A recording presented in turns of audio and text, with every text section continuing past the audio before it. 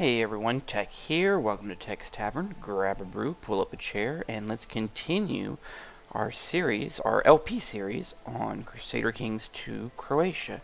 And this is going to be kind of, as you probably have already noticed, a shorter video. This is kind of a bit of a letters update video, so to speak. Just because I've been having quite a few questions and people wanting to see some of the map and some stuff like that, I decided to do a quick video, especially since I'm going to kind of be out of town for a day or two, and so I kind of wanted to put this in as a filler before the next episode. But a couple things we will accomplish on this one. One, I just wanted to answer a couple questions. First of all, for people who have not been keeping up with the last few episodes, we've been witnessing a massive revolt going on in Byzantine. Over the course of a few episodes, we've been able to grab a couple counties back that we had lost. Turnu we got back, Zeta we got back. Now the revolt is, war is probably, it's kind of been holding steady for a while, so I'm not sure exactly when it's going to end. And I don't think I have any other great opportunities to immediately grab anything that I see right off the bat. I think this country over here, I think this Karvuna, I think when it's over, I think they're going to stay independent. I could be wrong, though. So some of this stuff will be cleared up when the war's over. A couple questions I had. Somebody who was a little bit newer to the game in the series, I think they had asked me in a message, when I took Zeta, why didn't I just keep going and take the rest of these?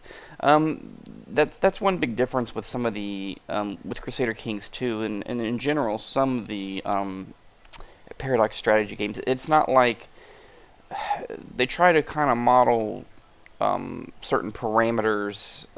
I wouldn't say it's totally like realistic real world, but I mean, in order for you to take a county, which is kind of what each one of these little areas are considered in the game, you have to have a reason. You have to have, it's part of our heritage homelands, or it's part of this group of lands that I have a majority of, or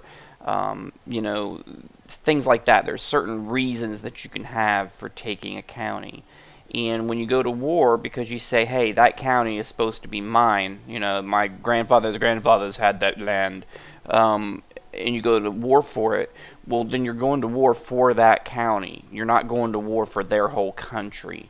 So even though you may attack them and, take over 5 different counties in their country of, say, 10 counties or something, and then they finally give it and say, okay, yeah, you can have that county, great, get the hell out of here. You take that county, but you don't get to go say, well, on top of that, we're going to go ahead and keep these other counties too. It just doesn't work that way. That's not the way this game is built around. So, I went to war for Zeta. I ended up kind of conquering the counties of Zeta and both of these counties too, I think, before he finally said, okay, fine, go ahead and take it. And so then we got it, and it's over. Which right now I think we have, we have a revolt risk with who? Oh, the Ungvar guy.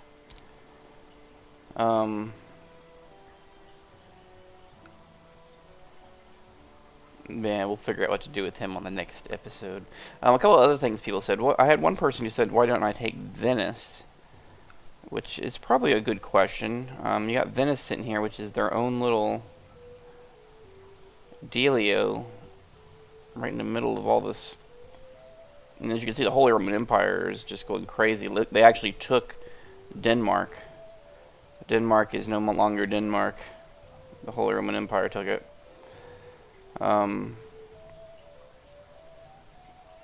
Yeah, they've kind of gone crazy, but in general, on the course of this game, I've tried to keep on the good side of Holy Roman Empire. As you can see, the Kaiser, he generally likes me. So, and he has no aspirations of taking my country or any of that kind of nonsense. So he just kind of like leaves me alone, you know.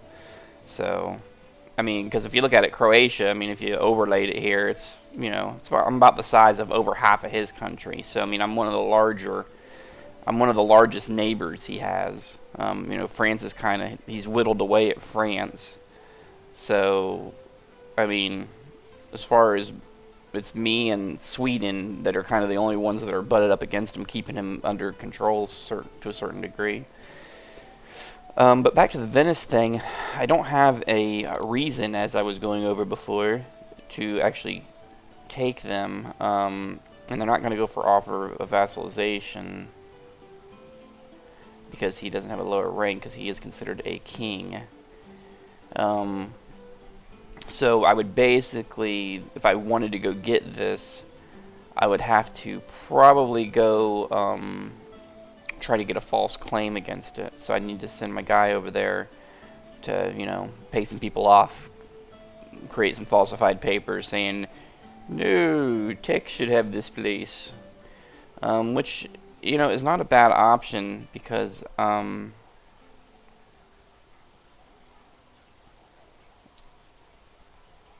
total county tax. Man, there's some money coming up out of there. 176. I mean, look at how built up it is, too. I may have to look at doing that on the next episode. I may send my guy over there to work on falsifying a claim for that. That may not be a bad idea. So anyway, other than that, Ruthenia I'm friendly with here, this bigger country, because I believe it was related in somehow. That might have passed at this point, because I think it was with the king. Yeah, my sister was the queen. Now she's just the mother of the current king, I guess. Right. So we've been okay with them. Poland has had some issues going on. They've been having a lot of infighting and squabbling, and although he still likes me, so that's fine. And then, like I said, Byzantine is who we've really been trying to focus on more. They've been going through revolts, so I've been trying to grab a couple areas back. I'd like to grab more back, but I may have to wait until this stuff all gets sorted out. Because I've kind of taken what I can take right this second, I think. It's Alexia. It's not the same girl. Looks similar to the Thrace girl, the portrait. Duchess Dionysia of Thrace. If you look at her picture. And then where's that other girl? This girl. They look pretty similar. They got the same hairstyle anyway. So anyway, that kind of shows you some of the map. You can kind of see what's going on over here.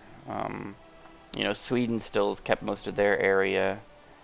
I guess same for Norway. Denmark folded. I mean, it feels like there's a lot less players overall in the game right now than there used to be.